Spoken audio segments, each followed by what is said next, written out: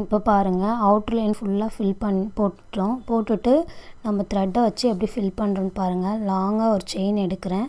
எடுத்துகிட்டு ஒரு குட்டி செயின் அந்த அவுட்ருக்கு வெளி சைடில் தான் வந்து நம்ம அந்த குட்டி செயின் போடுறோம்.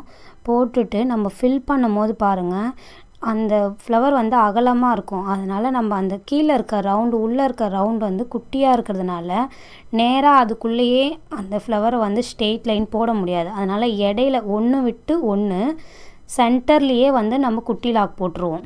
நீங்கள் நல்லா வீடியோ பார்த்தீங்கன்னா புரியும். ஒரு குட்டி செயின் போட்டுட்டு லாங் எடுக்கிறதுக்கு முன்னாடியே பாருங்கள் சென்டர்லேயே வந்து நான் முடித்து அங்கே ஒரு லாங் எடுத்து மறுபடியும் ரிவர்ஸில் போயிட்டு அங்கேருந்து ஒரு குட்டி செயின் போட்டு லாங் எடுத்து அந்த ரவுண்டுக்குள்ளே நம்ம போடுவோம். இது முடிச்சுட்டு மறுபடியும் வந்து நம்ம சுற்றி அவுட்ரு ஃபில்லிங் பண்ண போகிறோம். அவுட்ரு வந்து நான் வந்து ஜரி த்ரெட்டு கொடுத்துருக்கேன்.